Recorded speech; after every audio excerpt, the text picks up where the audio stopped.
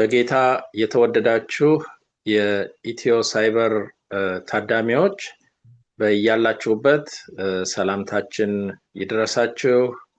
እንደዚሁም ደግሞ በአውሮፓና በአሜሪካ የምትኖሩ ወገኖቻችን እንኳን ለ2026 የነጮቹ አቆጣጠር በዛ መሰረት እንኳን አደረሳችሁ ለማለት እንወዳለን። እግዚአብሔር አምላካችንንም እጅግ አድርገን እናመሰግነዋለን። ጥበቃውና ምሕረቱ ቸርነቱ በስቶልን ወደ አዲስ ዓመት ስላሸጋገረን ዛሬ ሁለተኛውን የመጽሐፍ ቅዱስ ጥናት ክፍላችንን ይዘን መተናል። አርስቱ የምስጋናና የጸሎት ምክንያቶች በሚል የምናጠናው ክፍል ነው። በዚህ ከኔ ጋራ አብረው ያሉት ሁለት ወንድሞች አሉ። ዶክተር ብሩክ እንደዚሁም ደግሞ ዶክተር ጌታሁን፣ እኔም ዳንኤል ባላለሁ። እንግዲህ ይህንን የመጽሐፍ ቅዱስ ክፍል ተከፋፍለን በጌታ እና በመንፈስ ቅዱስ እርዳታ ያገኘነውን ወደ እናንተ ይዘን እንቀርባለን ማለት ነው። ከዛ በፊት ግን የእግዚአብሔር መንፈስ እንዲያስተምረን በጸሎት እንጀምር። ቅዱስና መሐሪ የሆንክ የሰራዊት ጌታ እግዚአብሔር ሆይ እጅግ አድርገን እናመሰግንሃለን፣ እጅግ አድርገን እናከብርሃለን። ታላቅ አምላክ ስለሆንክ አንተ ሰማይና ምድርን ሞላውን ሁሉ በቃልህ የፈጠርክ እኛን ሰዎችን ደግሞ እጅግ ስለወደድከን ስላፈቀርከን በአምሳልህ በእጆችህ ስለሰራህን ያንተ የሆነውን እስትንፋስ ስለሰጠህን እጅግ አድርገን እናመሰግንሃለን። ጌታ አባታችን ሆይ እነሆ ደግሞ አሁንም ከቃልህ ልናጠና በፊትህ መጥተናል። መንፈስ ቅዱስን እንድትልክልን፣ እንድትረዳን፣ እንድታግዘን፣ እንድትገልጥልን ወገኖችም ደግሞ በያሉበት ቦታ ሆነው ይህንን ቃል ከኛ ጋር አብረው ሲከታተሉ ሲያጠኑ ማስተዋል ጥበብ እንድትሰጣቸው ጌታ ሆይ ባወቅነው መኖር እንድንችል ለምጽአትህ እንድንዘጋጅ እንድትረዳን አደራ እንልሃለን። በዚህ የምንሳተፈውን ሁሉ አንተ እንድትባርከን ወገኖቻችንንም በያሉበት እንድትባርካቸው አደራ እልሃለሁ። በናዝሬቱ በኢየሱስ ስም አሜን። አሜን። እንግዲህ ቅድም እንደተናገርኩት አርስታችን የምስጋናና የጸሎት ምክንያቶች ይላል። ጳውሎስ ለፊልጵስዩስ ሰዎችና ለቆሎሳይስ ሰዎች የጻፋቸውን ደብዳቤዎች ነው ለሚቀጥሉት 3 ወራት የምናጠናው።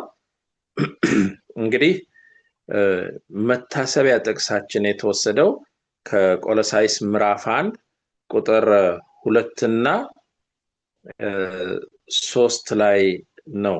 እንደዚህ ይላል: በቆሎሳይስ ለሚኖሩ በክርስቶስ ለሆኑ ቅዱሳንና ታማኝ ወንድሞች ከእግዚአብሔር ከአባታችን ጸጋና ሰላም ለእናንተ ይሁን። ስለ እናንተ በምንጸልይበት ጊዜ የጌታችንን የኢየሱስ ክርስቶስን አባት እግዚአብሔርን ሁል ጊዜ እናመሰግናለን ይላል። ይሄ በጣም የሚገርም ክፍል ነው። እንግዲህ ጳውሎስ ብዙዎቹን ደብዳቤዎቹን ስንመለከት በምስጋና ነው፣ በሰላምታ ነው የሚጀምረው። ሰላምታው ደግሞ በጣም የሚጣፍጥና ከልብ የሆነ ሰላምታ እንደሆነ እንመለከታለን። አሁን እዚህ ላይ ለቆሎሳይስ ሰዎች ሲጽፍ በክርስቶስ ለሆኑ ቅዱሳንና ታማኝ ወንድሞች ከእግዚአብሔር ከአባታችን ጸጋና ሰላም ለእናንተ ይሁን ብሎ በእንደዚህ አይነት ሰላምታ ነው የሚከፍተው። ከዛም ደግሞ ምስጋና አለው።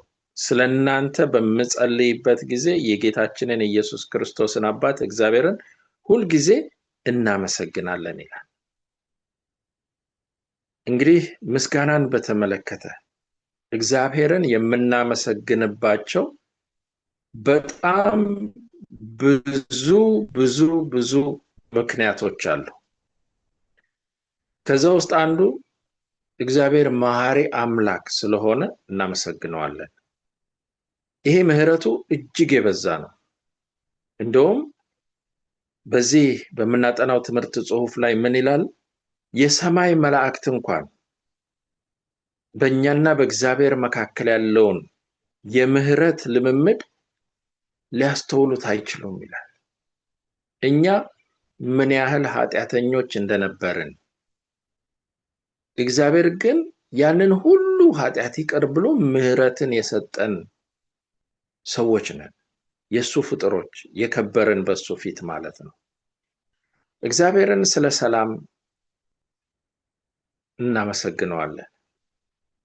እንግዲህ የሰው ልጅ በምድር ላይ ሆኖ ብዙ ሰላም ባይኖረውም የልብ ሰላም ካለው፣ በረብሻ ውስጥ፣ በጦርነት ውስጥ፣ በችግር ውስጥ የልብ ሰላም ያለው ብዙ ሰዎች አሉና ለዛ እናመሰግነዋለን።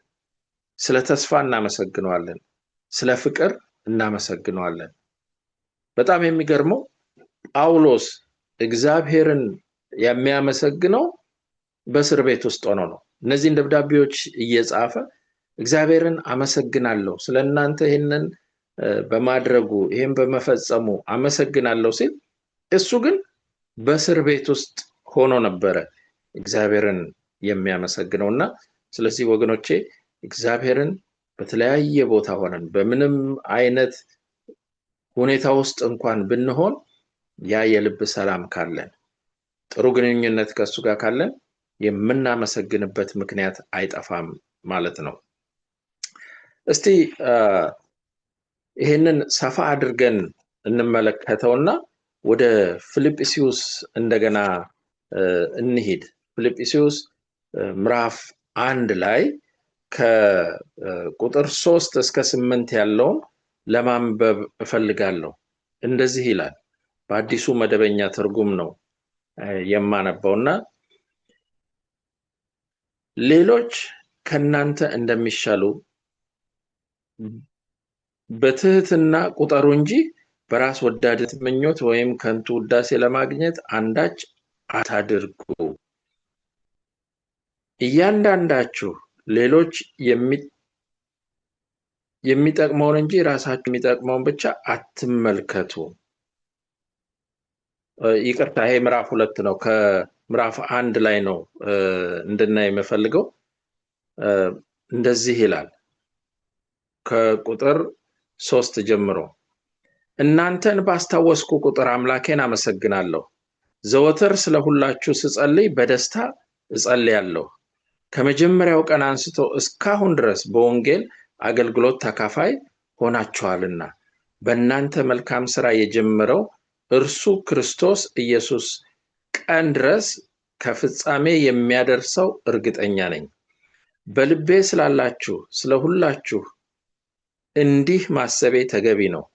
በእስራቴ ስለ ወንጌል ስመሰክርም ሆነ የወንጌልን ሳጸና ሁላችሁም ከኔ ጋር የእግዚአብሔር ጸጋ ተካፋዮች ናችሁና ይላል።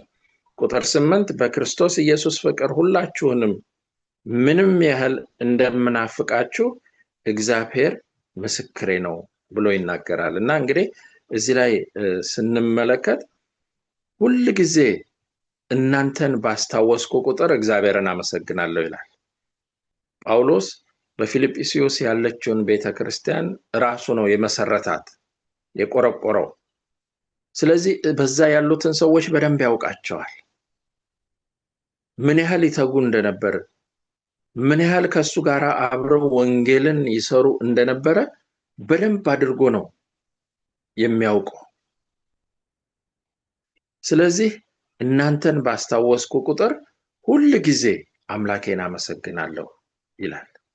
የቤተ ክርስቲያንን አንድነት፣ ያላቸውን አንድነት፣ የሚሰሩትን ስራ ሁሉ በትክክል ነው የተረዳው።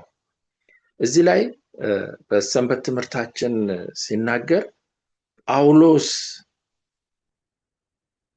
ይህንን የምስጋና ጸሎት፣ ይህንን አገልግሎት በሚያቀርብበት ጊዜ እኛን ደግሞ ክርስቶስ ስለኛ የሚሰራውን ስራ እንድናስታውስ ይረዳናል ይላል። ክርስቶስ ሊቀ ካህናችን ነው። ሊቀ ካህን በብሉይ ኪዳን ላይ ስንመለከት ሊቀ ካህኑ በደረቱ ላይ የሚያደርጋቸው 12 ዕንቁዎች አሉ። እነዚህ 12 ዕንቁዎች 12ቱን የእስራኤል ነገዶችን የሚያመለክት ነው። ዘጸአት ምዕራፍ 28 ላይ ስንሄድ ይሄንን እናገኛለን። አሮን ያኔ ዋና ሊቀ ካህን ነበር እና በደረቱ ላይ ያንን አድርጎ እነዛ ደግሞ ምልክት አላቸው። በተጨማሪ ኡሚምና ኡሪም የሚባሉ ደግሞ መብራቶች አሉ። እነዚህ ሁሉ እነዚህን የእስራኤልን ነገዶች በመወከል በእግዚአብሔር ፊት ቀርቦ ስለነሱ ይጸልይ ነበር። ጌታ ኢየሱስ ክርስቶስም አሁን የእያንዳንዳችንን ስም በደረቱ ላይ አድርጎ በእግዚአብሔር ፊት ስለኛ ይጸልያል ማለት ነው። ጳውሎስም ስለነዚህ ሰዎች ይጸልይ ነበር፣ ያመሰግን ነበር። እኛስ ከዚህ ምን እንማራለን የሚለውን ስንመለከት ጳውሎስ ለሌሎች ሰዎች የመጸለይ ልምድ ነበረው። ብዙ ጊዜ ጸሎታችን በእኛው ላይ ብቻ ያተኮረ በእኛው ጋር ብቻ የሚያጠነጥን ነው ወይንስ ለሌሎችም የመጸለይ ልምድ አለን የሚለውን ራሳችንን እንድንጠይቅ ያደርገናል። ምናልባት ይሄ ልምድ ከሌለን ካሁን መጀመር እንችላለን። ይሄ ልምድ ያለን ደግሞ ሰዎች ካለን አስፍተን ይሄንኑ መቀጠል እንችላለን። ሌላው ጳውሎስ የፊልጵስዩስ ሰዎችን ሲያመሰግን ሰምተናል። ያመሰገናቸውም ለምንድን ነው? እሱ ወንጌልን በመስበክ አብራችሁኝ ሰርታችኋል ይላል። ወንጌል ማለት መልካም ዜና ማለት ነው። ይህንን መልካም ዜና ያዳርሱ ነበር፣ ይናገሩ ነበር፣ ቤተክርስቲያኗን ያሰፉ ነበር እና እያንዳንዳችን ደግሞ በዚህ ባለንበት በመጨረሻው ዘመን ይሄ ኃላፊነት ተጥሎብናል። ሌሎችን መድረስ፣ መልካሙን ዜና መናገር፣ ጌታ ኢየሱስ ክርስቶስ የፈጸመውን ነገር፣ በመስቀል ላይ የከፈለውን ዋጋ፣ እንደዚሁም ደግሞ ለኛ ኃጢአት ሲል ሞትን ደግሞ ድል አድርጎ መነሳቱን፣ አሁን በሰማይ ቦታ ያዘጋጀልን እንደሆነ፣ ተመልሶ እንደሚመጣና እንደሚወስደን ይህንን ለሰዎች ልንመሰክር ያስፈልጋል ማለት ነው። ሌላው ደግሞ ጳውሎስ ለፊልጵስዩስ ሰዎች ሲናገራቸው የነበረው ነገር ምንድነው? እሱ የሰጣቸው ትልቅ ተስፋ አለ። ይሄም ምንድነው? እሱ በእናንተ የተጀመረው ስራ በክርስቶስ ኃይል ያልቃል፣ ይፈጸማል። በተለይ እሱ በሚገለጽበት ጊዜ ያ ሁሉ ወደ ፍጻሜ ይመጣል ይላል። ስለዚህ ወገኖቼ ስራውን መጀመር እንችላለን። መቼ እንደምንጨርሰው ማን እንደሚጨርሰው አናውቅም ይሆናል። ነገር ግን እኛ መጀመር እንችላለን፣ ወይም የተጀመረውን ደግሞ ማስቀጠል እንችላለን እና ጳውሎስ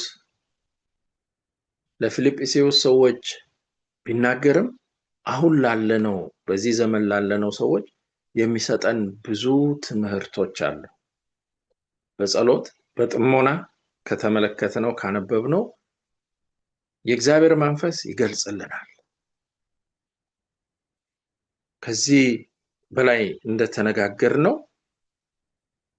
በፍቅር ሌላውን ማሰብ፣ ጳውሎስ በእስር ቤት ሆኖ ባልተመቻቸ ቦታ ሆኖ እነዚህን ሰዎች ሲያስባቸውና ስለነሱ ሲጸልይ ሲያመሰግን ነበር።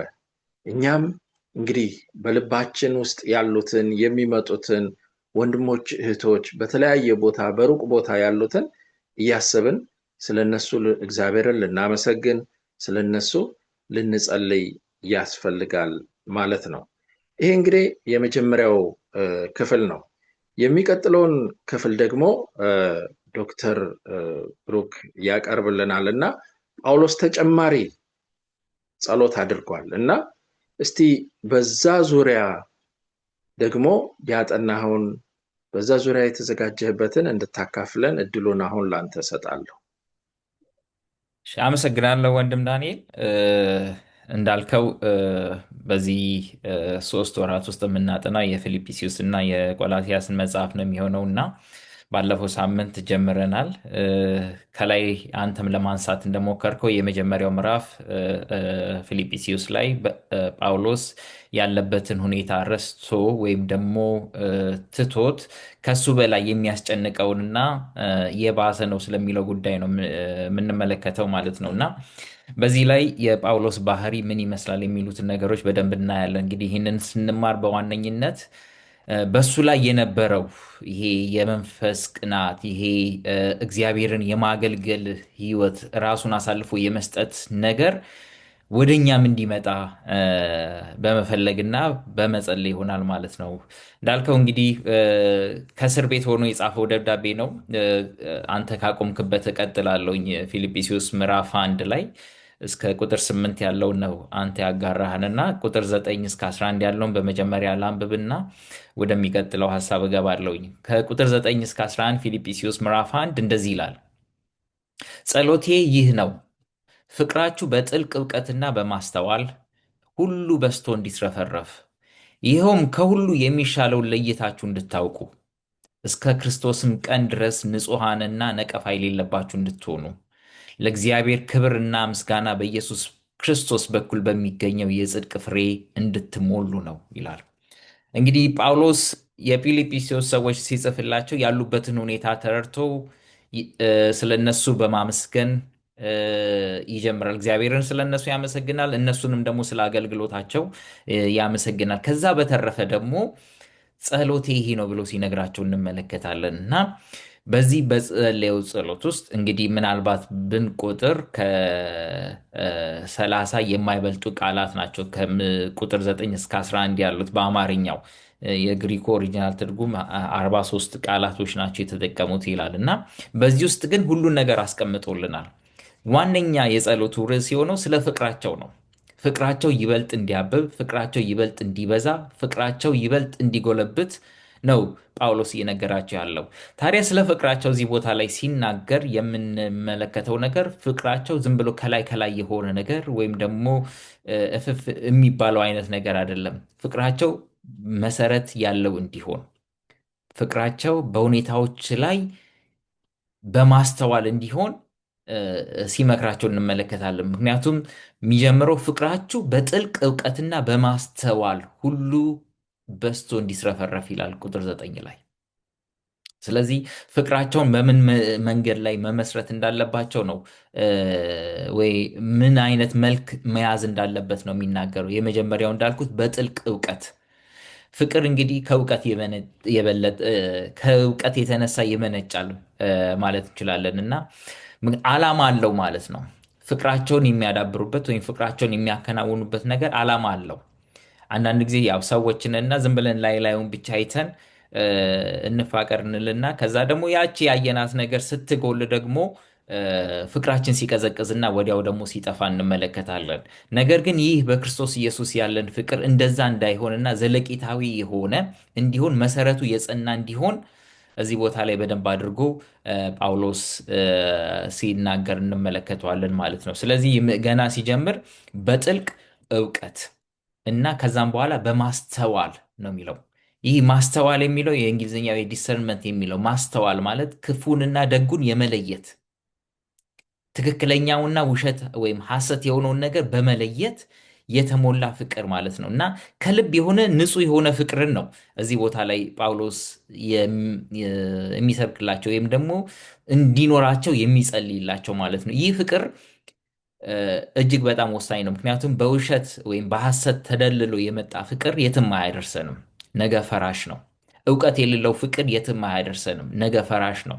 ያ ነገር እንዳይኖር በቤተ ክርስቲያን ውስጥ በሚኖረን አገልግሎት ለሌሎች በምናሳየው ፍቅር በእውቀት ላይና እንዲሁም ደግሞ በማስተዋል ላይ የተመሰረተ፣ ይህን ያውም ሲናገር ሁሉ በዝቶ እንዲትረፈረፍላችሁ ብሎ ነው የሚናገረው ማለት ነው እና ይኸውም ይላል ቀጥሎ ደግሞ ስናነብ ቁጥር 10 ላይ ይኸውም ከሁሉ የሚሻለውን ለይታችሁ እንድታውቁ እስከ ክርስቶስም ቀን ድረስ ንጹሕና ነቀፋ የሌለባችሁ እንድትሆኑ። ይሄ ቅድም እንዳልኩት ከሁሉ የሚሻለው ለይታችሁ እንድታውቁ የሚለይ ነገር ከእግዚአብሔር የሆነውን ከመንፈስ ቅዱስ የሆነውን ነገር ዓለማዊ ከሆነው ነገር ለይቶ የማወቅ ጥበብ እንዲኖረን ማለት ነው እና እስከ ክርስቶስም ቀን ድረስ ንጹሐንና ነቀፋ የሌለባችሁ እንድትሆኑ ይለናል። እንዴት አድርገን መዘጋጀት እንዳለብን የሚጸና ፍቅር፣ የሚቆይ ፍቅር፣ በክርስቶስ ኢየሱስ ሊያኖረን የሚችል ፍቅር እንዲኖረን ነው እዚህ ቦታ ላይ የሚመክረን ማለት ነው። ከዚህም በመጨረሻ ላይ የሚናገረን ለእግዚአብሔር ክብርና ምስጋና በኢየሱስ ክርስቶስ በኩል በሚገኘው የጽድቅ ፍሬ ብሎ ይነግረናል። እዚህ ቦታ ላይ እንግዲህ ሲናገር ስለ ጽድቅ ፍሬ የሚያወራው ነገር አለ ማለት ነው እና በክርስቶስ ኢየሱስ ስለሚገኘው የጽድቅ ፍሬ ነው። በራሳችን ስለምናመጣው አይደለም። በራሳችን የምናመጣው ነገር የለም። አንዳንድ ጊዜ ያው እንደዚህ ጥሩ ፍቅርም ሲኖረን፣ ጥሩ ግንኙነት ሲኖረን፣ ከሰዎች ጋር መልካም የሆነ ነገር ስናደርግ፣ በጎ ስናደርግ ከራሳችን የተነሳ ብዙ ነገር የምናደርግ ይመስለናል እና አንዳንድ ጊዜ ክሬዲቱንም ለራሳችን ልንወስድ እናስባለን። ነገር ግን ጽድቃችን መጽሐፍ ቅዱስ ሲናገር የመርገም ጨርቅ እንደሆነ ይናገራል። ስለዚህ በክርስቶስ ኢየሱስ የሚገኘው የጽድቅ ፍሬ እንድንሞላ አሁን ይሄ እንግዲህ ቅድም እንዳልከው ዳንኤል ጳውሎስ ያለበትን ሁኔታ ረስቶ ለሌሎች በማሰብ የሚጸልየው ጸሎት ነው። አንዳንድ ጊዜ እንደዚህ አይነት ሀሳቦችን ማምጣት ከባድ ነው አይደል? የራሳችን ስቃይ የራሳችን መከራ ነው የሚበዛብን ገዝፎ የሚታየን። ሌሎች በውጭ ላሉት ሰዎች ይሄ ወንጌል ያስፈልጋቸዋል፣ ይሄን ደብዳቤ ብጽፍላቸው ጥሩ ነው ብሎ የሚያስብ አእምሮ ያስፈልገናል ማለት ነው። ከጳውሎስ የምንማረው ትልቁ ነገር ይሄ ነው እና ውጭ ያሉትማ ምን ይሆናሉ ልንን እንችላለን። በመከራ ውስጥ በችግር እነሱማ ምን አለባቸው እኔ ነኝ እንጂ በእንደዚህ አይነት ሁኔታ ውስጥ ያለሁት እንላለን። ነገር ግን ከዛ ያለፈ ማንነት ነው ጳውሎስ ይዞ የምንመለከተው እና ከዛ የተሻለ ያለበትን ሁኔታ የራሱ የሆነው ነገር ግድ ሳይለው ሳያስጨንቀው ራሱን ብቻ ከማሰብ ለሌሎች በመጠንቀቅ በማሰብ መልካምነቱን ሁሉ እያሳየ እግዚአብሔርን ወይም የክርስቶስን ፍቅር ለእነሱ ሲመሰክርላቸው ብሎም ደግሞ ሲጸልይላቸው እንመለከታለን። ይህ ሁሉ የሚሆነው ዝም ብሎ ከመሬት ተነስቶ አይደለም። ነገር ግን ጳውሎስ ራሱን በክርስቶስ ኢየሱስ ፍቅር ስለተከለና በመንፈስ ስለተሞላ ነው እና ይሄንን በመጀመሪያው ክፍል ልናይ እንችላለን ማለት ነው። ቅድም አንተ እንዳልከው የልብ ሰላም ብለሃል እና ያ ውስጡ ሰላም ያለ ውስጡ እረፍት የሞላበት ሰው ነው ይህንን ነገር የሚያስበው። እዚህ ጋር የሚታየው አባጣ ጎርባጣው አይደለም። ስለዚህ ለሌሎች መድረስ እንዳለበት ምክንያቱም ቀጥሎ ያለውን ደግሞ ሀሳብ ስንመለከት ከቁጥር 12 እስከ 18 ያለውን ይህንንም በማንበብ ልጀምርና እንዲህ ይላል። አሁንም ወንድሞች ሆይ በእኔ ላይ የደረሰው ነገር ወንጌል በይበልጥ እንዲስፋፋ መርዳቱን ታውቁ ዘንድ እወዳለሁ ይላል። እዚህ ጋር ነው የሚገርመው የጳውሎስ አስተሳሰብ ማለት ነው እና እርሱ በእስር ነው ያለው። ስለ ራሱ ስቃይ ሊመጣበት ስላለው ፍርድ አይደለም እያሰበ ያለው። በእንደዚህ አይነት ምሬት ውስጥ አይደለም ጳውሎስ እየገባ ያለው። ነገር ግን ይሄ ነገር ውስጥ እኔ በመግባቴ እስር ውስጥ በመዳረግ ይሄ ምን አድርጓል ይላል? ወንጌል ይበልጥ እየተስፋፋ መጥቷል። ስለዚህ ምን አለ? ከዚህ የተነሳ እስራቴ ስለ ክርስቶስ እንደሆነ በቤተ መንግሥት ዘበኞችና በሌሎችም ሁሉ ዘንድ ታውቋል ይላል እና እሱ በእስራቱ ክርስቶስን ኢየሱስን ለመስበክ ከእስራቱ የተነሳ ቤተ መንግሥት ያሉት ጥበቃዎች፣ ባለስልጣናት ክርስቶስ ኢየሱስን መስማት ምክንያት ሆኖላቸዋል ማለት ነው። መደሰቱ ይሄ ነው። እሱ ስለ ራሱ መጎሳቆል አይደለም እየተጨነቀ ያለው። እሱ እያሰበ ያለው ከዛ እልፍ ያለ ነገር ነው። እሱ እየተናገረ ያለው በቃ እኔ አሁን ታስሬ ያለው እዚህ ቦታ ግን የመጣሁት ለመልካም ነው፣ ለበጎ ነው። ምክንያቱም የእግዚአብሔርን ወንጌል ልሰራ በዚህ ቦታ አለው። በዚህ ቦታ በሌላ ምክንያት ወንጌልን ሊያገኙ የማይችሉት በእኔ መታሰር ምክንያት ወንጌልን ሊሰሙ ችለዋል።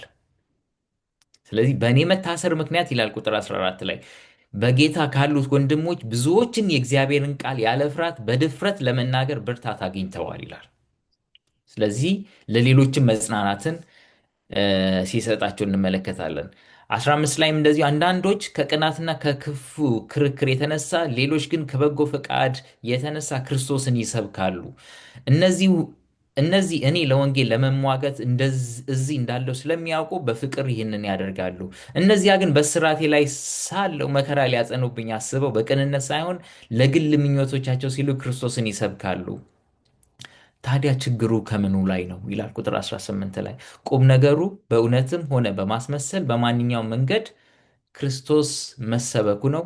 በዚህም ደስ ይለኛል፣ አዎን ደስ ይለኛል ይላል። አዲሱ መደበኛ ትርጉም ነው እያነበብኩ ያለሁት እና ጳውሎስ ምክንያት ነው የሚፈልገው የክርስቶስ ኢየሱስን መስበክ። የራሱን ሁኔታ ስታተስ አይደለም እየጠበቀ ያለው፣ በመከራ በደስታ እያለ አይደለም እየፈለገ ያለው። አሁን ያለውበት ሁኔታ ክርስቶስን እንዴት ለሌሎች እንዳሳይ፣ እንዴት አድርጌ እንድሰብክ ይረዳኛል፣ እንዴት እንዳደርግ ነው የሚያግዘኝ ነው ብሎ የሚያስበው ማለት ነው። እና እኛ የሚቀናን ምናልባት አላቅም የሌሎቻችሁ፣ እኔ የሚቀናኝ ያለውበትን ሁኔታ አይተው ማማረር ነው። ተጎሳቆልኩ፣ ተጎዳው፣ ተቸገርኩ፣ በእንደዚህ አይነት ሁኔታ እንዴት አድርጌ እግዚአብሔርን ላገለግል እችላለሁ የሚለው የሆነች ትንሽ ነገር ውስጥ ጳውሎስ ኢማጂን በእስር ቤት ነው ያለው። እኛ ትንሽ ነገር ውስጥ ስንገባ ያንን ችግሮቻችንን ማግዘፍ ነው የምንፈልገው። ነገር ግን ጳውሎስ እዚህ ላይ የሚነግረን የሚያስተምረን ነገር ከዛ እልፍ ያለ ነገር እንድንፈልግ ያገኘነውን አጋጣሚ በመልካምም በክፉ ክርስቶስ ኢየሱስን ማክበር የምንችልበትን፣ ስለ እርሱ መናገር የምንችልበትን፣ ስለ እርሱ መስበክ የምንችልበትን አጋጣሚ እንድንፈልግ ነው። እንግዲህ ከእርሱ የተነሳ ሰዎች ሁለት ቦታ ተከፍለው እንደሆነ ራሱ ይናገራል። የሰዎቹ ሁለት ቦታ መከፈል አይደለም እሱ ራሱ ያሳሰበው። ከዛ ይልቅ እሱ ደስ እየተሰኘበት ያለው በዚህም አንዳንዱ ከመልካም ሐሳብ የተነሳ አንዳንዱ ከክፉ ሐሳብ የተነሳ ሁለቱም ግን ምን ያደርጋሉ አለ? ክርስቶስን ይሰብካሉ። በማንኛውም አጋጣሚ በምንም ሁኔታ ያደርጉ፣ ለእኔ ትልቁ ነገር ምንድን ነው አለ? ክርስቶስ ኢየሱስ መሰበኩ ነው። ክርስቶስ ኢየሱስ ለሌሎቹ መነገሩ ነው። ለዛ ነው ቁጥር 18 ላይ በማንኛውም መንገድ ክርስቶስ መሰበኩ በዚህ ደስ ያሰኘኛል ይላል። እና ከዚህ ልንወስደው የሚገባን ትልቅ ትምህርት አለ። ልንማረው የምንችለው ነገር ምንድን ነው? እሱ በሚገጥመን በማንኛውም ነገር ማማረር ወይም ደግሞ ምክንያት መፈለግ አያዋጣም። ይልቁንስ ያለንበትን ሁኔታ አይተን ሌሎች ጋር እንዴት አድረን ለመድረስ እንደምንሞክር፣ የክርስቶስን ፍቅር እንዴት አድርገን ለነሱ ማካፈል እንደሚገባን ማሰብ መቻል አለብን ማለት ነው።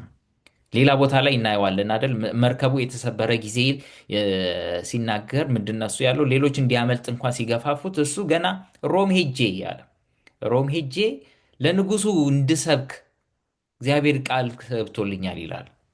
በቃ ስለሚገጥመው መከራ አይደለም የሚያስበው፣ ስለሚመጣበት ችግር አይደለም የሚያስበው። አይደለም እንደዚህ በእስር ቤት ውስጥ ሆኖ ገና እየሄደ እንኳን ወደዛ እየሄደ በቃ እንደዚህ ነው። ግን በዛ ውስጥ ምን አገኘዋለሁ? ንጉሱን አገኘዋለሁ፣ አለቃውን አገኘዋለሁ። ምን እነግረዋለሁ? ስለ ክርስቶስ ኢየሱስ ፍቅር እነግረዋለሁ። እና አጋጣሚዎቻችንን ወደ መልካም መቀየር እጅግ መልካም ነው። ያ ከምሬትም እንድንወጣ ያደርገናል። ያ ብዙ እንድናመሰግንም ያደርገናል። ያ ትክክለኛውን ጥሪያችንን እንድንፈልግ፣ ዓላማችን በዚህ ምድር ላይ ስንኖር ሁልጊዜ እንደምንናገረው እግዚአብሔርን ማክበርና እሱን ከፍ ማድረግ ነው። እሱን ደስ ማሰኘት ነው። እግዚአብሔር ደግሞ ደስ የሚሰኘው የእግዚአብሔር ቃል ሲነግረን ሁሉም ሰዎች ወደ እግዚአብሔር ወደ እርሱ ሲመጡ ማየቱ ነው። ለዛ ነው የዮሐንስ ወንጌል ላይ አንድም ሰው እንዳይጠፋ ብሎ የሚናገር ዓለሙን እንዲህ ወዷልና። ሰውን ሁሉ እግዚአብሔር ይወዳል። ሰው ሁሉ ደግሞ መዳን በሚገኝበት በክርስቶስ ኢየሱስ መንገድ እንዲመጡ ክርስቶስ ኢየሱስ ይፈልጋል። ስለዚህ የምናገኝበት ወይም ያለንበትን ማንኛውም አይነት ሁኔታ ለእግዚአብሔር ክብር መጠቀም እንድንችል እግዚአብሔር ይርዳን። ከጳውሎስ በዚህ ክፍል የምንማረው ትልቁ ነጥብ ይሄ ነው ብዬ አስባለሁ። አመሰግናለሁ። እሺ፣ በጣም እግዚአብሔር ይስጥልኝ ወንድሜ ብሩክ፣ ጌታ ይባርክ። በደንብ ነው ያብራራህልን። የጳውሎስ ሁኔታ በጣም የሚገርም ነው። በምንም አይነት መንገድ ይሁን ብቻ ሰዎች ዋናው ክርስቶስን መስበካቸው ነው እና የክርስቶስን ስም ነው ከፍ ከፍ የሚያደርገው። እንግዲህ ከዚህ ላይ ብዙ ትምህርት አግኝተናል። እግዚአብሔር ይባርክ። እስቲ ወደ ዶክተር ጌታውን እንሂድ። አሁን ደግሞ ከፊልጵስዩስ ለቆሎሳይስ ሰዎች ደግሞ የጻፈላቸው በዛ ላይ ደግሞ የተወሰኑ የምናገኛቸው ትምህርቶች አሉና እድሉን ለዶክተር ጌታውን እሰጣለሁ። እግዚአብሔር ይስጥልን። ጳውሎስ እንግዲህ ለቆላሲያስ ሰዎች የጻፈው በእስር ቤት ሆኖ ነው እና የት ነበረ? ሮም ነበረ ይሄ ሆኖ የጻፈው። ታዲያ የተጻፉት አራቱ መጽሐፍ ፊሊሞን፣ አሁን ወንድሜ ብሩክ ደግሞ እንደገለጸው የፊልጵስዩስ፣ ቆላሲያስ መጽሐፍና የኤፌሶን መጽሐፍ ተብሎ ይታመናል። እንግዲህ ወደ ቆላሲያስ የመጀመሪያው ክፍል ስንሄድ ከፊልጵስዩስ ጋር ስለሚገናኝ በዚህ ተከታታይ ጥናት የምናጠናው ከፊልጵስዩስ እና ከቆላሲያስ ነው። ፊልጵስዩስ ምዕራፍ 1 ቁጥር 6 ላይ እንደሚናገረው ይሄ መድኃኒታችን ኢየሱስ ክርስቶስ የጀመረውን የድንቅ የማዳን ስራ እስከ ጌታ መምጫ ድረስ ይጨርሰዋል። እንግዲህ የዳግም መምጫው ድረስ ይጨርሰዋል የሚል ነው። እስቲ እንግዲህ ዛሬ እንድናጠና የታሰበው ወደ ቆላሲያስ ምዕራፍ 1 ከ2 እስከ 8 የመጀመሪያውን ክፍል እናያለን። ከዛ ደግሞ ከ9 እስከ 12 ያለውን ክፍል እናያለን። አብረን እናንብብ። እናውጣና አብረን እናንብብ። ከቁጥር 2 ልጀምር። በቆላሲያስ ለሚኖሩ በክርስቶስ ለሆኑ ቅዱሳን ታማኝ ወንድሞች ከአባታችን ከእግዚአብሔር ጸጋና ሰላም ከእናንተ ጋር ይሁን። ተመልከቱ፣ እዚህ ላይ የተጻፈው ለቆላሲያስ ሰዎች ብቻ አለም። ልድገመው፣ በቆላሲያስ ለሚኖሩ፣ ከዛ ነጠላ ሰረዝ ይኖረውና በክርስቶስ ለሆኑ ቅዱሳን እና ታማኝ ወንድሞች። እንግዲህ እነዚህ ራሱ የቆላሲያስ ሰዎችን በዚህ አይነት ጸባይ ሲገልጽም ይሄ የተጻፈው ለቆላሲያስ ሰዎች ብቻ ሳይሆን ጌታን ለሚያምኑ ሕዝብ ሁሉ ነው። ያ ማለት እንግዲህ ለእኔና ለእናንተ ጭምር ነው። እርግጥ ለእነሱ ስፔሲፊክ አድርጎ ያወራል። ቁጥር 3 ስለ እናንተ በምንጸልይበት ጊዜ የጌታችን የኢየሱስ ክርስቶስ አባት እግዚአብሔር ሁል ጊዜ እናመሰግናለን። እንግዲህ የጸሎት አብሮ የሚሆነው ምንድን ነው አለ? ምስጋና ጭምር ነው። ምክንያቱም በክርስቶስ ኢየሱስ ስላላችሁ እምነትና ቅዱሳን ሁሉ ስላላችሁ ፍቅር ሰምተናል። እንግዲህ ተመልከቱ፣ እዚህ ላይ የተጠቀሱት 3 ዋና ነገሮች ናቸው። አንደኛው እምነት፣ ከዛ ደግሞ ፍቅር፣ ከዛ ተስፋ። በክርስቲያኖች እንግዲህ ጳውሎስ ጽሑፍ ብዙ ጊዜ በምናይበት ጊዜ በዚህ በሶስቱ ላይ የተመሰረተ እንደሆነ እናያለን።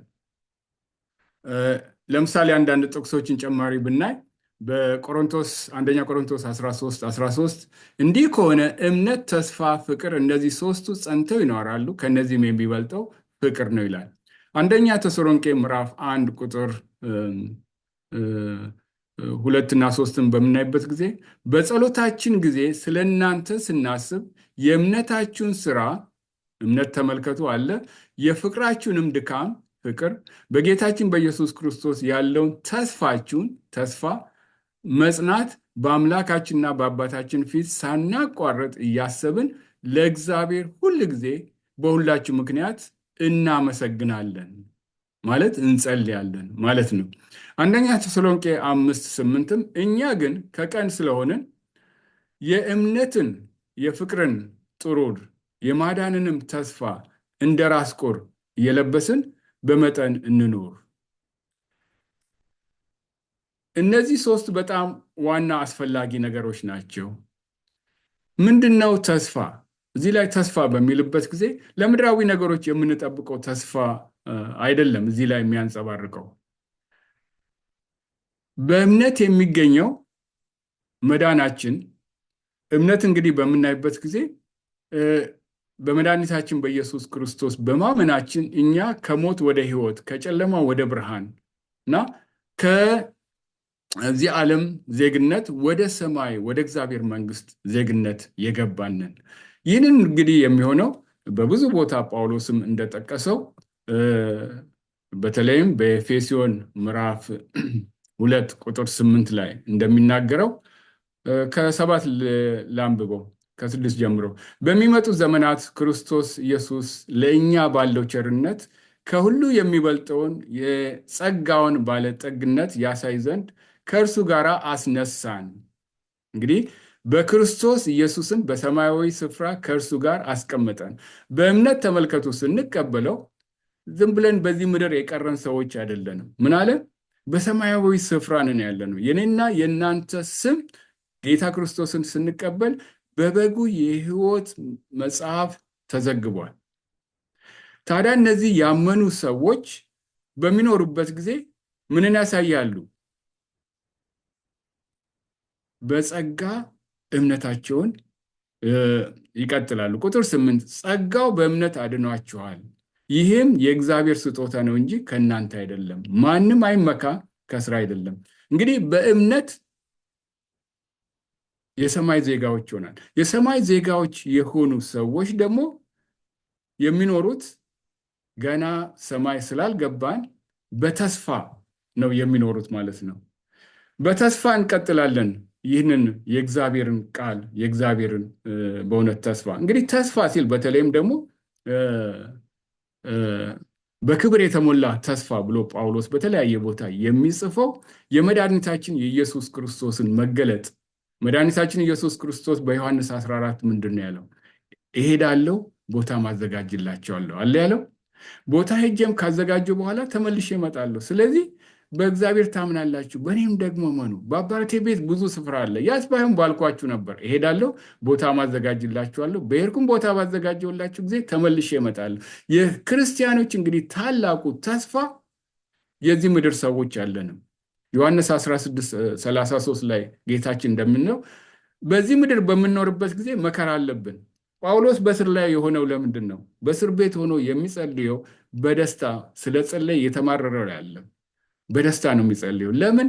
ጠላት ሴጣን በዚህ ምድር ገዢ ሆኖ እያገለገለ ወይም ደግሞ እየተዋጋን ነው ያለው እና ይህም ደግሞ እንዲሆን እግዚአብሔር ከዚህ ከጠላት ምድር ሊዋጀንና ሊያወጣን ስለመጣ በሰው ስህተት በአዳምና በሔዋን ኃጢአት እኛም በሰራነው ኃጢአት ተጠያቂዎች ሆነን በዚህ ምድር ስንጎሳቆል በእምነት ግን እግዚአብሔር አድኖናል። ስለዚህ ወገኖች ሆይ እኔና እናንተ ተስፋ እንደሌላቸው ሳይሆን በዚህ ምድር በምንመላለስበት ጊዜ የዘላለም ሕይወት እንደተሰጣቸው የዘላለም ሕይወት አክሊል እንዳገኙ ሰዎች መመላለስ አለብን። ታዲያ ይህንን የሚያደርጉት ምን አለ? ሶስተኛው በፍቅር ይመላለሳሉ። ፍቅር ምንድን ነው? ፍቅር ለእግዚአብሔር፣ ፍቅር ለሰው። 10ቱ ትእዛዛት እንግዲህ ይህንን ነው። ፍቅር ያለው አይሰርቅም፣ አያታልልም፣ አይዋሽም፣ የመሳሰሉትን ነገሮች። ምክንያቱም ከኃጢአት በላይ ነው። ይህንን የምናደርግ ከሆነ እንደ ዳኑ ሰዎች አይደለንም። ጳውሎስ እንግዲህ እዚህ ላይ ስለ እናንተ አመሰግናለሁ በሚልበት ጊዜ የቆላስይስ ሰዎችን እንደዚህ እያበረታታቸው ነው። የቆላስይስ በፍቅር የተሞሉ ሰዎች ነበሩ። በፊልጵስዩስን በምናይበት ጊዜ ብዙ ስጦታ በተለይ በወንጌል በሚሰራበት ጊዜ እነ ሊዲያ ሀብታም ሴት ስለነበረች ወንጌሉን ሁሉ በጣም የደገፉ ነበሩ። እንደውም ወደ ሌላ ቦታ ሲሄድ ሁሉ የሚሰጡ። ትንሽ ቆላስይስ ለየት የሚለው ምንድን ነው? ወንጌሉን ቀጥታ ጳውሎስ በዛ ሄዶ እንዳላስተማረ ነው። ብዙ የመጽሐፍ ቅዱስ መርማሪዎችም የሚናገሩት እዚህ ቁጥር 2 ምዕራፍ 2 ላይ በምናገርበት ጊዜ እኔ ወደ እናንተ አልመጣሁም ብሎ በደንብ ይጠቅሳል። እና እዚህ ላይ እነሱ እንዴት ነው ወንጌልን ያገኙት? ከጳውሎስ የተማረው ኤጳፍራ የሚባለው ወንጌላዊ እሱ ነው ሄዶ ያስተማራቸውና በዚህ ግን ጳውሎስ ባስተምራቸው ከክርስቶስ ፍቅር የተነሳ ለዓለም ሁሉ ግድ አለኝ ብሎ ስለሚናገር ግድ ነበረው። እንግዲህ እነዚህ ሶስቱን እኔና እናንተ ክርስቲያኖች በእውነት በእግዚአብሔር ላይ እምነታችን ሊጸና ይገባል። እምነት ከሞት ወደ ሕይወት የሚያሻግረን ነው። ጠላትም ደግሞ እንዳይመጣ ጋሻ ከለላ ሆኖ የሚመራን ነው። መድኃኒታችን ኢየሱስ ክርስቶስ በሚለምኑበት ጊዜ አድነን በሚሉበት ጊዜ ሲያድናቸው ምን ይላቸው ነበረ? እምነታችሁ አዳናቸው። እምነታችን ያድነናል። ይህም ደግሞ እምነት እንግዲህ ከምን የመጣ ነው? በጸጋ መንፈስ ቅዱስ እሱ ራሱ ተናግሮን ነው። እንግዲህ በእምነት ጌታን በምንቀበልበት ጊዜ መድኃኒታችን ኢየሱስ ክርስቶስ በመንፈስ ቅዱስ አማካይነት በእያንዳንዳችን ልብ ይኖራል። በእያንዳንዳችን ልብ በሚኖርበት ጊዜ እኛ ስንፈቅድለት ይህ የዘላለሙ ተስፋ ለእያንዳንዳችን አለን። እግዚአብሔር የተመሰገነ ይሁን። እንግዲህ ወደ ሁለተኛው ክፍል በምንሄድበት ጊዜ ቆላስይስ ምዕራፍ 1 ከ9 እስከ 12 ያለውን እናያለን። እንግዲህ ስለ ተስፋ፣ ስለ ፍቅር፣ ስለ እምነት ካወራ በኋላ ከነዚህ የተነሳ እኛ ደግሞ ይህንን ከሰማንበት ቀን ጀምሮ እግዚአብሔር የፈቃዱን ዕውቀት በመንፈሳዊ ጥበብና መረዳት ሁሉ ይሞላባችሁ ዘንድ ስለ እናንተ መጸለይን መለመንን አላቋረጥንም። የምንጸልየውም ለጌታ እንደሚገባ እንድንኖርና በሁሉም ደስ እንድትሰኙ ነው። ይኸውም በመልካም ሥራ ሁሉ ፍሬ እያፈራችሁ እግዚአብሔርን በማወቅ እንድታድጉ ነው ይላል። እንግዲህ ወንጌል ፍሬ ያለው ወንጌል ፍሬ ያለው እዚህ ላይ እንግዲህ ጸሎት ደግሞ ምን ያክል የእግዚአብሔርን ታላቁን ኃይል በእኛ ላይ እንዲወርድ ሊያደርግ የሚችል ነው። መድኃኒታችን ኢየሱስ ክርስቶስ ራሱ መለከቱ ሆኖ ሳለ የእግዚአብሔር ልጅ ሆኖ ሳለ ጊዜው በጸሎት ያጠፋ ነበር። ወደ ወንጌል ሥራ ከመሄዱ በፊት በጸሎት ይተጋ ነበር። እንግዲህ ጸሎት በምንልበት ጊዜ የቃሉን ማጥናት ሁኔታዎች አሉ። እንደውም 4 ሁኔታዎችን እንዘርዝር። ኦኬ፣ 4 ሁኔታዎችን እዚህ ላይ እንዘርዝር። የጸሎት ዋና ምክንያቶች አንደኛው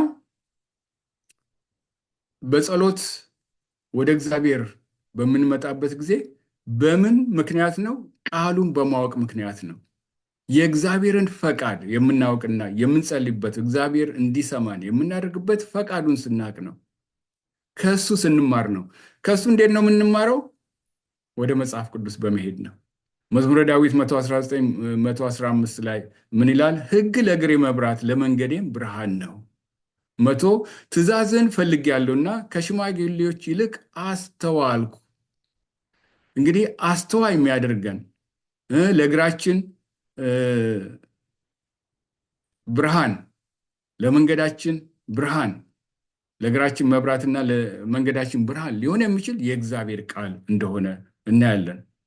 እና እንግዲህ ሁለተኛው ደግሞ እንግዲህ በጸሎት በምንመላለስበት ጊዜ የእግዚአብሔርን ፈቃድ የምናውቀው እግዚአብሔር የሰጠን አንዱ የትንቢት መንፈስ ነው። በተለይም በዳንኤልና በራእይን ያንን በምናስተውልበት ጊዜ ያ ደግሞ የተጻፈው ምንድን ነው?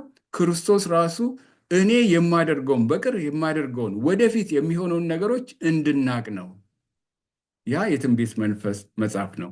በተለይ ራእይ ምዕራፍ 12 ቁጥር 17 ላይ ዘንዶም በሴቲቱ ላይ ተቆጥቶ የእግዚአብሔርን ትእዛዝን የሚጠብቁትን የኢየሱስ ምስክርነት ያላቸውን ከእርሷ የቀሩትን ሊዋጋ ሄደ። እንግዲህ የእግዚአብሔርን ትእዛዝ የሚጠብቁ በሚልበት ጊዜ እንግዲህ እነዛ 3ቱን ያጠቃልላል ማለት ነው። እምነት፣ ተስፋና ፍቅርን እና የእግዚአብሔርን ትእዛዝ የምናውቀው በእግዚአብሔር ቃል የተነሳ ነው። የእግዚአብሔርን ቃል በምናውቅበት ጊዜ ደግሞ ትንቢቱንም ማስተዋል መቻል አለብን። ይህ እንግዲህ የክርስቶስ ምስክርነት ብሎ ያቀርበዋል። ራእይም በሚገልጽበት ጊዜ ያ ስለ መድኃኒታችን ኢየሱስ ክርስቶስ መስካሪነት ነው። እሱ አዳኝና ሁሉ ፈላጭ ቆራጭ እንደሆነ በመጨረሻም አዲስ ሰማይና አዲስ ምድርም በሚፈጥርበት ጊዜ ግዛቱ ሁሉ የእሱ እንደሆነና ጠላት ሰይጣን እንደሚጠፋ ትቢያም እንደሚሆን ከእሱ ጋርም የተባበሩ እምቢ ያሉ የክርስቶስን ደም ያንቋሸሹ ይህንን የተስፋምና የመዳን መንገድ ያልመረጡ አብረው እንግዲህ ለሰይጣን ከተዘጋጁት ይቃጠላሉ። ታዲያ የክርስቶስ ምስክርነት ምንድን ነው ሲል ራእይ ምዕራፍ 19 ቁጥር 10 ላይ እንግዲህ መልአኩ ሲገልጽለት ለመልአኩ ሊሰግድ ባለ ጊዜ እንዲህ ይላል፣ ልሰግድለትም በእግሩ ፊት ተደፋሁ። እርሱም እንዳታደርገው ተጠንቀቅ፣ ከአንተ ጋር የኢየሱስ ምስክር ካላቸው ከወንድሞች ጋር አብሬ ባሪያ ነኝ። የክርስቶስ ምስክር ምንድን ነው? እዚህ ተመልከቱ። እዚህ ላይ ለእግዚአብሔር ስገድ፣ የኢየሱስም ምስክር የትንቢት መንፈስ ነውና አለኝ።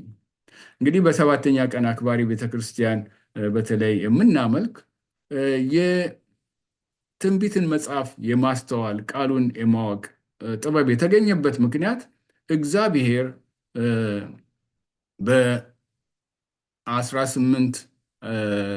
በ1840ዎቹ መካከል በተለይ 1844 በኋላ ፕሮቴስታንቶች ተነስቶ ይህንን የዳንኤልን መጽሐፍ በማንበብ ወደ እውነት እንዲመጡ ስተት በሆነ ጊዜ እግዚአብሔር ነቢያትን አስነስቷል በዛ ወቅት እና ይህንን ቃሉን በማንበብ ነው የምናየው። ከዛም ውስጥ እንግዲህ የእግዚአብሔርን ቃል በፍጹም በርትታ ይህንን ብዙ መጽሐፍ የጻፈች እና በተለይም በአሜሪካ ታላቁ የሴት ጸሐፊ ተብላም የምትታወቀው በዓለም ዙሪያ ብዙም ወንጌላውያን አድቬንቲስትም ያልሆኑን መጽሐፏን ወስደው ብዙ ለስብከት የሚጠቀሙበት የኤለን ጂ ዋይት መጽሐፍ ነው። ይህንም እንግዲህ በእውነት በምንመረምርበት ጊዜ የእግዚአብሔር መንፈስ እንዳለበት የምናየው መጽሐፍ ቅዱስን ከፍ ከፍ የሚያደርግ ነው እና የእሷ ጽሑፎች መጽሐፍ ቅዱስን የሚተኩ ፈጽሞ አይደለም። ዋና መዳን የተሰጠን መጽሐፍ ቅዱስ ነው፣ በደም ከነናይዝ ተደርጎ የተሰጠን። ነገር ግን ያንን የዳንኤል መጽሐፍ የራእይ መጽሐፍ ለማስተዋል የምንችለው እግዚአብሔር ተጨማሪ ብርሃን ስለሰጠን ይህ ሁለተኛው ሄደን የምናይበት ቦታ እንደሆነ እናያለን። ሶስተኛ የእግዚአብሔርን ፈቃድ በምንድን ነው የምናውቀው? የእግዚአብሔር መንገድ መሆኑን አንድ ነገር እና በሚሆኑ አጋጣሚዎች እና በተለይም 300 ወታደሮች ይዞ ጌዲዮን ወደ ድል ከመሄዱ በፊት የእግዚአብሔርን ፈቃድ ይጠይቆ ነበር። ጌታ ሆይ ይህን ፈጽምልኝ እና በተለይም ፀጉር ፍሊት ይዞ መሬቱ ሁሉ ደረቅ ይሁን፣ ይሄ ግን እርጥብ ይሁን በሚልበት ጊዜ እግዚአብሔር ምክንያቱን ያሳይ ነበር። እንደውም ከዛ ወደ ጦር ሄደ፣ ወደ ጦሩ ቦታ። ከዛ ህልም አየሁ ይላል አንደኛው በግልጽ። ይሄ በቃ ትርጉሙን ሲሰጠው ይሄ የጌዲዮን እና ጎዲዮን ወታደር ነው እና የእግዚአብሔር ኃይል ነው። በቃ ጌዲዮን ተጠቅሞ በዚህ ጊዜ በሁኔታዎች እግዚአብሔር ፈቃድ አወቀ። እኔና እናንተም በዚህ ምድር በምንኖርበት ጊዜ ወንጌልን ለማሰራጨት በምንሄድበት ጊዜ የእግዚአብሔርን ፈቃድ የምናውቀው እንደዚህ ነው። ገላትያ 4:3 ላይ በዚያን ጊዜ ስለ እርሱ ደግሞ የታሰርኩበትን የክርስቶስን ምስጢር እንድናገር እግዚአብሔር የቃሉን ደጅ ይከፍትልን ዘንድ ስለ እኛ ደግሞ ጸልዩ፣ ልናገር እንደሚገባኝ ያህል እገልጠው ዘንድ ጸልዩልኝ ይላል። ስለዚህ ይህንን ምክንያታዊ የሆነውን ነገሮችን እንዲያቅ ጳውሎስም በጸሎት ጸልዩ ሲል እኔንምና እናንተንም የሚያስተምረን ነው። በመጨረሻም አራተኛ እንግዲህ ብዙ ሀሳቦች ሊኖሩ ይችላሉ። ነገር ግን ወደ 4 አጠቃለን በምናይበት ጊዜ መንፈስ ቅዱስ ራሱ ይመራናል። መንፈስ ቅዱስን የመስማት ጥበብ ሊኖረን ይገባል። ጌታን አብረን መከታተልና እሱን ማወቅ ይገባናል። እና ለምን ለስላሳ ድምፅ አለ፣ የእግዚአብሔር ድምፅ የሚናገረን በአእምሯችን ኢምፕሬስ የሚያደርገን እና የእግዚአብሔር ተስፋ በሚናገርበት ጊዜ ወደ ቀኝም ወደ ግራም ፈቀቅ ብትል ጆሮ በኋላ መንገድ ይህች ናት በእርሷም ሂድ የሚለው ቃል ይሰማሉ ይላል። ይሄ ኢሳይያስ ምዕራፍ 30 ቁጥር 21 ላይ ነው። በተለይም ለኢያሱም ምዕራፍ 1 ቁጥር 6-9 ሄደን ስናይ የእግዚአብሔር የሚናገረው ከዚህ ካወቅከው ከተጻፈው ባሪያዬ ሙሴ ከጻፈው ወደ ግራም ወደ ቀኝም አትበል ተከተለው እና ለስላሳም ድምፅ ትሰማላችሁ ይላል በኢሳይያስ 30:21 የእግዚአብሔር መንፈስ ይናገረናል። ሕዝቅኤል የመጨረሻ ጥቅስ እዚህ ላይ ሕዝቅኤል 36:7 ላይ አዲስ ልብም እሰጣችኋለሁ፣ አዲስ መንፈስም በውስጣችሁ አኖራለሁ፣ ድንጋዩን ልብ ከስጋችሁ አወጣለሁ፣ የስጋንም ልብ እሰጣችኋለሁ፣ መንፈሴም በውስጣችሁ አኖራለሁ፣ በትእዛዜም አስኬዳችኋለሁ፣ ፍርዴንም ትጠብቃላችሁ ታደርጋላችሁ። ስለዚህ ወገኖቼ ሆይ የእግዚአብሔርን ፈቃድ ለማወቅ በምንጸልይበት ጊዜ እንግዲህ የጸሎት ኃይልን የምናገኘው አንደኛ በእግዚአብሔር ፈቃድ መጸለይ ነው። ይህንም ከየት እናገኛለን? መጽሐፍ ቅዱስን በማጥናት የትንቢት መንፈስን በማጥናት እንደገና መንፈስ ቅዱስን በመለማመድ ድምፁን ወደዚህ ሂድ ወደዛ ሂድ ብሎ መንፈስ ቅዱስ ደግሞ ቃሉንም የሚገልጽልን እሱ ራሱ እንደሆነ እናያለን። ከሱ መማር ከዛ ደግሞ ምክንያቶች እግዚአብሔር በር ይዘጋል ይከፍታል እና ጳውሎስ በተለያየ ቦታ በአውሮፓ ለመስበክ በሚሄድበት ጊዜ መንፈስ ቅዱስ በር ዘጋባቸው ይላል። ነገር ግን የመቄዶንያ ሰው ወደ ፊልጵስዩስ እንዲሄዱ ነው እባክናና ወንጌልን አስተምረን ሲል መንፈስ ቅዱስ ግን ወደዛ ፈቅዶ ላካቸው። ስለዚህ ምክንያቶችም የሚዘጉ በሮች የሚከፈቱ በሮች የእግዚአብሔር ፈቃድ እንደሆኑ ይነግሩናል። እንግዲህ በትንሹ ወገኖቼ ሆይ ይሄ የእግዚአብሔር ቃል በእውነት እኔና እናንተ የጌታን ቃል የተጻፈልን እንግዲህ በእግዚአብሔር ተስፋ እንድንኖር እምነታችን የጸና እንዲሆን ከዛ በእግዚአብሔር ጋር እንግዲህ ይህንን ሁለቱን ካደረግን ደግሞ በፍቅር መኖር እንዳለብን ብትወዱኝ ትእዛዜን ጠብቁ። የእግዚአብሔር የክርስቶስ ትእዛዝ ምንድን ነው? እርስ በርሳችሁ እንድትዋደዱ። ይህን እንድናደርግ እግዚአብሔር ጸጋውን ያብዛልን። እግዚአብሔር ይባርካችሁ።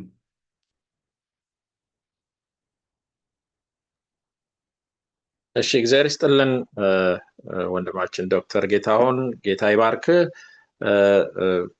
እንግዲህ ወገኖቼ ይሄ በጣም ጥቂት ነው። በዚች በአንድ ሰዓት ውስጥ የምንጨርሰው አይደለም። በግላችሁ ደግሞ ይህንን እንድታጠኑ እንድታነቡ እናበረታታችኋለን። በዚህ መልእክት ከተባረካችሁ ይህንን ደግሞ ለሌሎች ሼር አድርጉ፣ ላይክ አድርጉ። ይሄ ደግሞ የበለጠ ይህንን ሚኒስትሪ ለማስፋፋት ስለሚረዳን ነው። እንግዲህ የማጠቃለያውን ጸሎት ወንድማችን ዶክተር ብሩክ ያደርግልንና የዛሬውን ጥናታችንን በዚህ እንቋጫለን ማለት ነው። እሺ እንጸልይ። በምሕረትህ ባለጸጋ ይሆንክ እግዚአብሔር አባታችንና አምላካችን ሆይ እጅግ አድርገን እናመሰግንሃለን። መልካምነትህ ምሕረት ቸርነትህ በዝቶልን እግዚአብሔር ሆይ ይህንን መልካም ጊዜ ከአንተ ጋር እንድናሳልፍ ስለረዳን ሁሉ ተባረክ። አምላካችን እግዚአብሔር ሆይ በዚህ ውስጥ ብዙ ነገሮችን አስተምረህናል። መንፈስ ቅዱስን ልከህ እግዚአብሔር ሆይ በሚገባን መጠን ስላስረዳህን ሁሉ ተመስገን።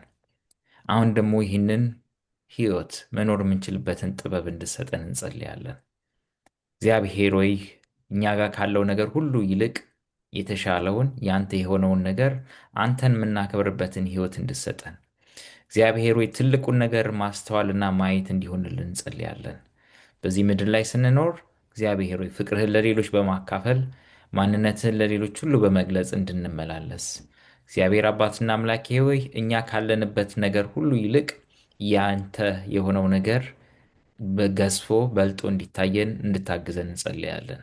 ስለረዳን ሁሉ ተመስገን። ስለምታደርግልንም ነገር እጅግ አድርገን እናመሰግንሃለን። እኔንም ወንድሞቼንም ስለረዳ ክብር ለስም ይሁን።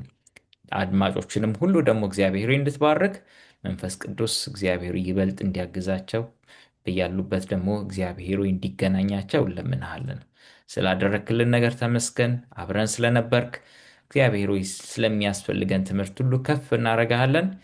አሁንም በያለንበት ጠብቀን። መንፈስ ቅዱስ በነገር ሁሉ ይምራን። ሁለንተናችንን ሁሉ ለክብር ተጠቀምበት። በሕያውና በዘላለማዊ ልጅህ በክርስቶስ ኢየሱስ ስም አሜን። አሜን። እግዚአብሔር ይባርካችሁ። የእግዚአብሔር ጸጋ ይብዛላችሁ። ሰላም ሆኖልን